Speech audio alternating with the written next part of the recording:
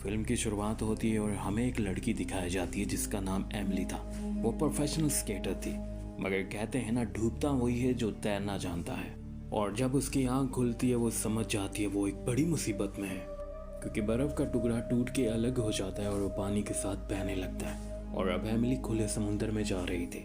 वो यहाँ पे आवाज़ देती है, मगर यहाँ पे कोई सुनने वाला नहीं होता, क्योंकि उसे भी नहीं पता वो कब से बेहोश थी। और अब जब उसकी आंख खुलती है तो वो खुले समुद्र में थी, मगर दूसरी तरफ उसे ढूंढा जा रहा था, क्योंकि वो प्रोफेशनल स्केटर थे।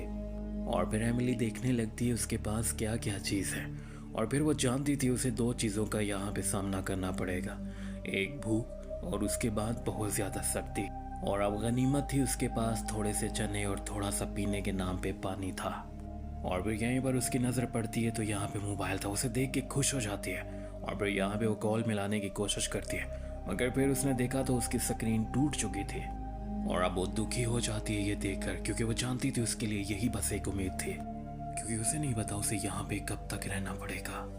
मगर अभी तो मुसीबत की शुरुआत थी और यहीं पे बर्फ का तूफान आ जाता है। गनीमत थी कि उसके पास छोटा टेंट था, और अब जल्दी से अपने टेंट को खोलती है और बर्फ में चारों तरफ वो कीलें ठोक देती है, जिसकी वजह से वो टेंट मजबूत हो जाता है और अब उसके अंदर चली जाती है। मगर यहाँ पे बहुत ज़्यादा सर्दी थी, यहाँ सरवाइव कर पाना बहुत मुश्किल था, मगर फिर भी वो हिम्मत नहीं हारती। और अब तूफान तेज और बहुत तेज हो जाता है, और वो बुरी तरह से डर चुकी थी, क्योंकि अगर वो ठंडा पानी उस टेंट के अंदर दाखिल हुआ तो वो उसी वक्त मर जाएगी, फिर वो सरवाइव नहीं कर पाएगी। मगर फिर जैसे तैसे करके रात गुजर जाते हैं और तूफान खत्म हो जाता है। और फिर जब उसकी आँख खुलती है तो वो एक शांत दिन था, और फिर वो बाहर आती है और फिर उसके बाद वो आवाज़ें देती है, चारों तरफ देखती है, मगर उसे यहाँ पे कोई नज़र नहीं आता, क्योंकि अब वो खुले समुद्र में थी। और फिर यहीं पर बैग में से उसे मछली पकड़ने वाला कांटा मिल जाता है। उसके साथ वो पेस्ट्री या कुछ और लगाती है और पानी में डाल देती है, मगर काफ़ी देर बीत जाने के बाद भी कोई मछली नहीं आती, और उस कांटे को पानी में छोड़कर खुद एक्सरसाइज करने लगती है। अब वो खुद को गर्म कर रही थी, क्योंकि उसे खुद को गर्म रखना था, क्योंकि यहाँ पे बहुत ज़्यादा सर्दी बढ़ रही थी। और उसके बाद वो फिर कांटे के पास जाती है, मगर अभी तक वो खाली था।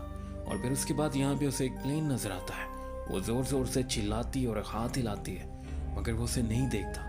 वो फिर मायूस हो जाती है, मगर यहीं पर उसके मोबाइल पे कॉल आती है। वो जल्दी से टेंट में जाती है और कॉल को पिक करने की कोशिश करती है।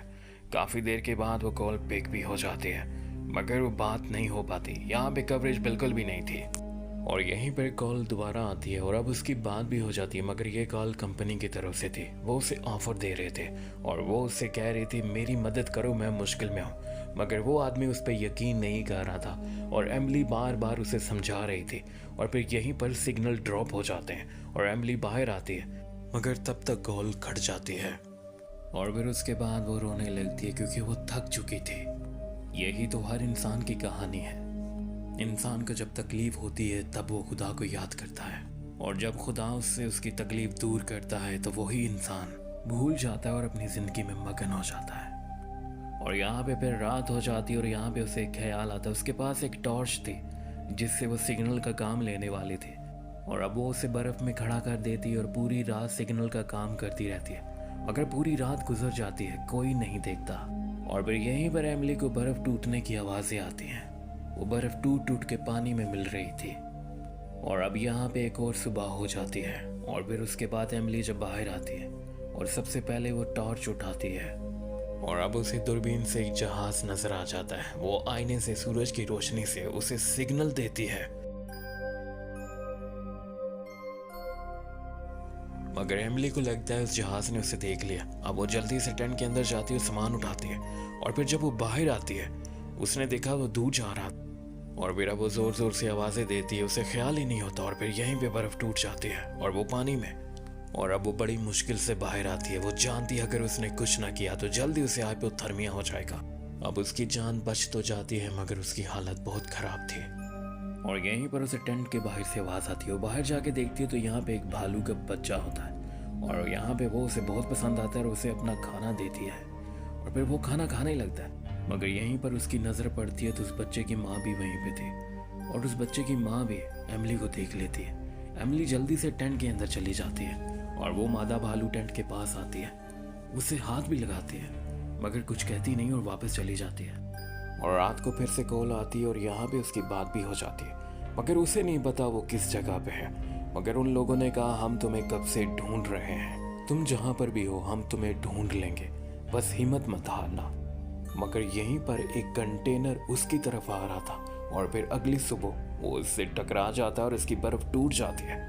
और यहीं पर वो दूसरे बर्फ के टुकड़े पे छलांग लगाने वाली होती है, मगर यहीं पे उसके जूते के नीचे जो लोहा लगा होता है, जब वो छलांग लगाती है तो वो उसके पेट में धंस जाता है और वहाँ पे जख्म हो जाता है। मगर वो खुशकिस्मत होती है, उसका जख्म ज़्यादा गहरा नहीं होता, मगर फिर भी उसका खून काफ़ी बह चुका था और अब उसे काफ़ी कमज़ोरी भी हो जाती है और ऊपर से खाने की कमी से उसकी और भी हालत ख़राब हो जाती है।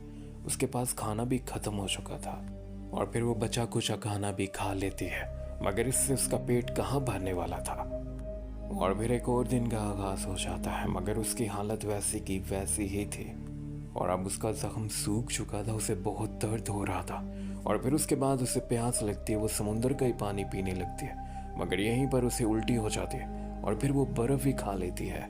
मगर उसी दिन शाम को बारिश होती है और वो जी भर के पानी पीती है, मगर बारिश के साथ साथ सर्दी भी बहुत हो जाती है, जिसकी वजह से वो कांप रही होती है। मगर जैसे तैसे करके वो रात गुजार लेती है और दिन को यहाँ पे बहुत गर्मी होती थी, जिसकी वजह से वो जिस बर्फ़ के टुकड़े पर थी वो पानी में हल हो चुका था, मतलब वो पानी में घुल चुका था, मगर उसमें इतनी भी ताकत नहीं बची थी कि वो हिल भी पाए। मगर फिर भी वो हिम्मत नहीं हार रही थी और फिर अब उस बर्फ़ के टुकड़े से नीचे गिर जाती है और अब खुद से तैरने लगती है। मगर यहीं पर तूफान आ जाता है और काफ़ी देर वो उसके साथ जूझती रहती है, मगर फिर आखिरकार वो हार मान जाती है और डूबने लगती है।